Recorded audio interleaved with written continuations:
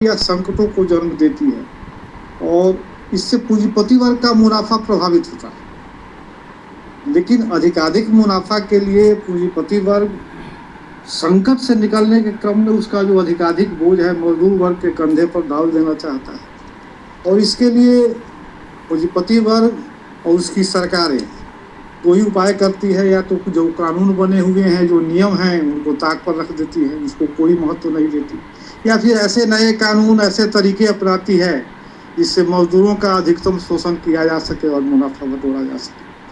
तो अभी 1957 में जो श्रम सम्मेलन 15वां हुआ, उसके अनुमोदन को, उसकी स्वीकृति थी सरकार की न्यूनतम मजदूरी से संबंधित, उसको भी इसने माना नहीं। और जो समय समय पर मजदूरी, न्यूनतम मजदूरी में वृद्धि का मामला है, महंगाई भत्ते को लेकर, जो कृषि मजदूर हो जाए और दो, उसमें भी उसके अनुरूप नहीं होती। 5 साल पर संशोधन का प्रावधान है न्यूनतम मजदूरी में, 10-12 साल तक सरकारें इसको कोई नहीं जानती। तो यह एक इनका तरीका है कि कैसे मजदूरों को कम से कम पैसा दिया जाए, उनका अधिक से अधिक शोषण किया। नए कानून ने तो 178 रुपये फ्लोर वेज की अवधारणा देकर मालिकों को और मनमानी के लिए बाध्य कर दिया है, खुली छूट दे दी है कि ये इतना हम बहुत दे रहे हैं। और अभी जो स्थिति है कि नए कानून ने ठेका मजदूरों, अस्थायी मजदूरों, अधिक से अधिक अस्थायी मजदूरों की तुलना में उनकी भर्ती हो सके, इसके लिए दरवाज़ा खोल दिया है। और आज जो है जितने पंजीकृत उद्योग हैं भारत में, उसका बढ़ते बढ़ते करीब 42% ठेका मजदूर हो गए हैं, पंजीकृत औद्योगिक मजदूर, और यह संख्या और भी बढ़ेगी जो दिखाई पड़ती है। और इन ठेका मजदूरों और अस्थायी मजदूरों के बारे में सारे लोग जानते हैं कि कोई माने उनको कोई आजीविका की सुरक्षा नहीं है, कार्यस्थल पर सुरक्षा नहीं है, और सामाजिक सुरक्षा की तो बात ही नहीं। और 10-11 हज़ार में 12 घंटे मालिकों के लिए दौलत पैदा करते हैं, लेकिन कोई साप्ताहिक छुट्टी नहीं है, छुट्टी मांगने पर निकालने की बात है। 12-12 घंटे काम महिलाएं पुरुष करते हैं, लेकिन विश्राम की बात नहीं है, और इतनी उसमें कोई सुविधाएं नहीं है, सिर्फ दौलत पैदा करते रहिए।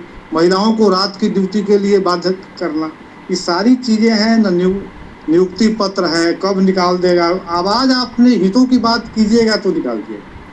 तो आप कल्पना कीजिए कि सरकारी आंकड़ा ही कहता है कि 2024-25 में एक मजदूर जो है पूंजीपति वर्ग के लिए एक दिन में 3,732 रुपये के कीमत का मूल्य पैदा करता था, उसकी जबकि मजदूरी थी औसत 593 रुपये, जबकि अधिकांश मजदूरों की मजदूरी तो बहुत कम है। जैसे नोएडा का एक मजदूरी आंदोलन के क्रम में ही कह रहा था 383 रुपये मेरी मजदूरी, तो अधिकांश की तो कम है, लेकिन ये औसतन है। फिर भी यह इतनी कम है कि उनमें उसके खिलाफ आवाज़ उठना निहायत ज़रूरी है। तो गैस की किल्लत जब आई तो 4 से 5 हज़ार में पहले से ही कर्ज में डूबा मजदूर, और 4,000 गैस ले तो उसका अस्तित्व पर ही संकट आ गया। तो ऐसे मोड़ पर आंदोलन भड़का है, लेकिन संकट और परेशानियां तो पहले से मौजूद थी, उसका अर्थ था।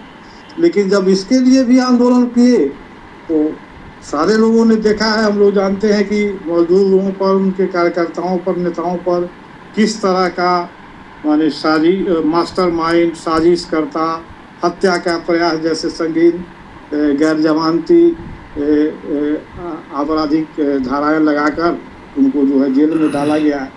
और यह फर्जी मुकदमे करना प्रतिक्रियावादी पूंजीपति वर्ग का इतिहास रहा है। जो अमेरिका में हम लोग जानते हैं कि हमारे शहीदों को, अल्बर्ट पार्सन्स, अगस्टस स्पाइस और टिसॉर एंजल को जो फांसी दी गई, 6 साल बाद शासक वर्ग ने ही स्वीकार किया कि अधिकांश सबूत फर्जी थे और मुकदमा तो एक नाटक था। तो हम लोग तो यह समझ रहे हैं और इस बात को बताना भी है, लेकिन इतने के बाद भी जो मजदूरी में वृद्धि हुई वह आपको हरियाणा में 15,220 रुपये मासिक और गाजियाबाद में 13,690, जबकि अभी 30,000 उसके प्रावधान के अनुसार होना चाहिए, लेकिन वह नहीं है।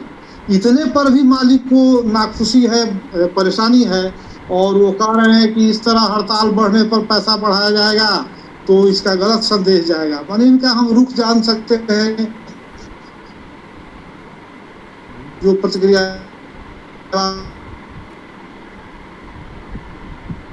पूंजीपति वर्ग का आगे हमारे संघर्षों के प्रति जिस रूप में देख रहा है, जो दमन करेगा, वह संगठित होने नहीं देना चाहता। लोग, पुलिस भी बयान दे रही है।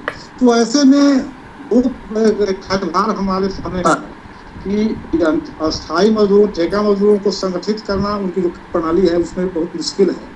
तो इसमें हमारे सामने कार्यभारिक रूप से विचार करके इनको संगठित करने का उपाय किया जाए, ताकि यह आंदोलन और आगे बढ़े और उनको वह ताकत मिले। तो दूसरा, जो मजदूर नेता, मजदूर कार्यकर्ता गिरफ्तार हैं, जेलों में बंद हैं,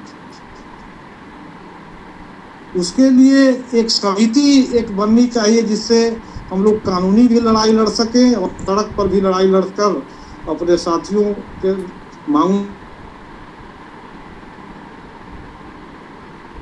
अपने